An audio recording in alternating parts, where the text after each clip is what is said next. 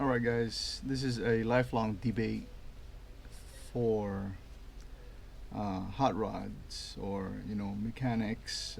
Somebody like me that's a car builder or want to be builder. Fuel injection versus the old school carburation. Depends on who you talk to. Some will side one or the other. I have both and I don't care. I see the benefits in having both.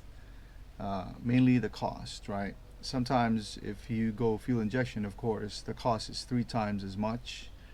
And then the listed benefits underneath it is probably longer than having a much cheaper carburation on your vehicle. But old school cars, I think the last time they used carburation was in the 70s on cars, maybe 80s even. And Chevy, Fords came out with the throttle body injection, which is automatic fuel going in here. If you know what you're doing, you'll probably say carburation is easier.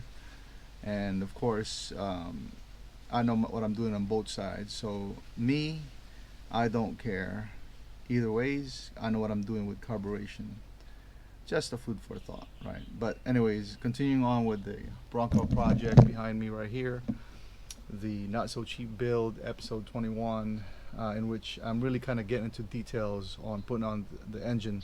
So the engine is about 90% together with the exception of accessories and of course some fire and fuel. And speaking of fuel, this is what I'm using right here. I'm using this 600 CFM Holly.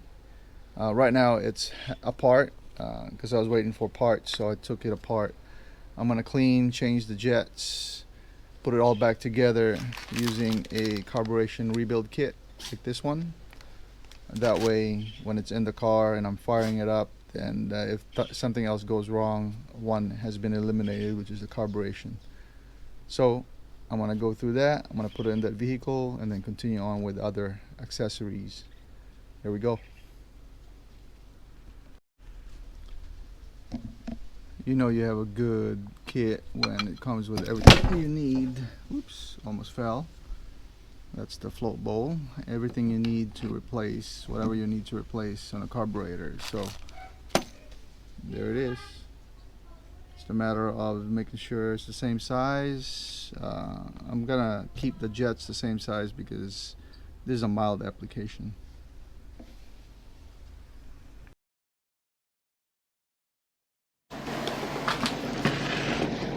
Chapter 21 or episode 21, a not so cheap build. What are we doing? Well, we're putting it together. Parts are getting ready to be painted, so this week was all about prepping things.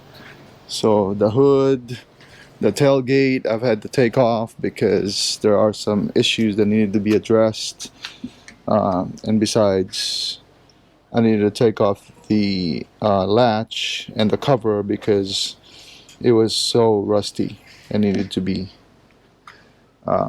plate holder and the light. I'm gonna redo the wiring. That needed to be taken apart. As you can see, the body here is getting worked on. The frame is getting worked on. I did some things. Installed the firewall, heat protectors, and of course the pedals are in already. Guys, I just don't slap it back in there. I rebuild these things. I took it apart, greased all the areas that need to be greased, fixed all the things that need to be fixed. I have a new rubber coming for that. Also, here's the license plate holder, and believe it or not, that can still be saved, but that's very expensive. All of these parts are expensive, hard to find, needs to be rebuilt. Anyways, I was showing you something about over there, but let me go back to that. Project is called the not so cheap build because I have no choice but to spend money on things that I can't rebuild or refurbish. This one right here is the wiper motor.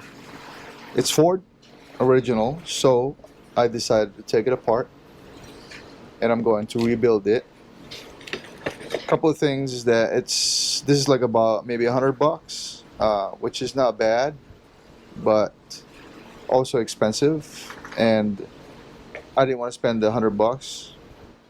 So, but I wanted to gain the knowledge on how this thing works. That's why I took it apart, which I usually do, guys. That's what I do. I take things apart, rebuild them, electronics, everything, rebuild them, make sure they work.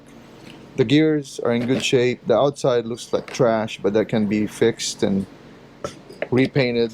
So by the time I'm done with that, that should be in good working order and it looks good.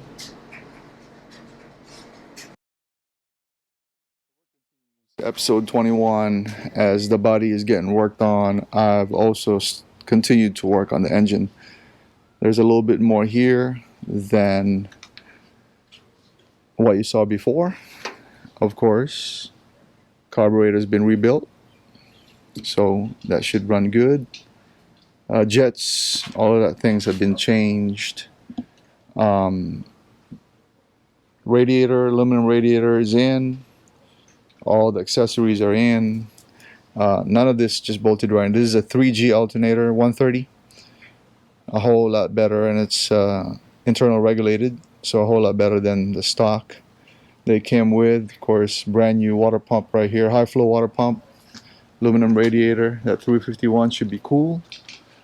Also, I've had to make brackets. See right here, I've made those brackets, and down below to fit the power steering in here. I know that the motor that I took off ran and all these accessories were bolted into it, but as I took it apart, I just didn't like the way things were and how kind of half-ass they put it all together. So my opportunity is when I took it off and put it back together. So there it is, guys. The engine is almost complete. Wiring is missing, of course, a couple of plumbings here and there, but the fuel lines are in. This is ready to go and ready to run.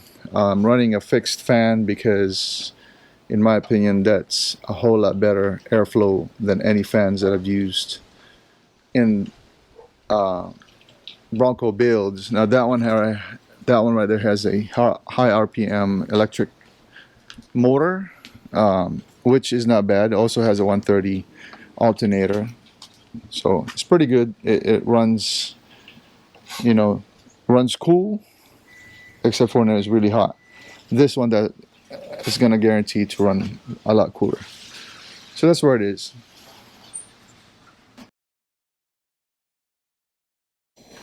The beauty of doing my own work and the passion that I have in building cars, Broncos, mind you, I mean, I've done this many times before. This is the first time I'm really kind of putting my effort to uploading the videos so that you can see how I do this process. But anyway, I have no hurry, right? I'm on my own timeline, but at the same time, I have to chip away at it every single day if I wanted to get results and results fast. Otherwise, I'll only work on it whenever I feel like it. So that is where we are. So episode per episode, the updates will depend on what I've done for the week. But I really want to just kind of update you every week, because every week I'm down here working on these things. And I know that I said that it will be running soon, and don't get me wrong, it will be running soon. But lots of work, guys, but I'm having fun. So the eggs hatched. There's like 10 of them running around right there. You see it? And this is the Drake. Look how handsome this guy is. Yeah. Pretty cool, huh?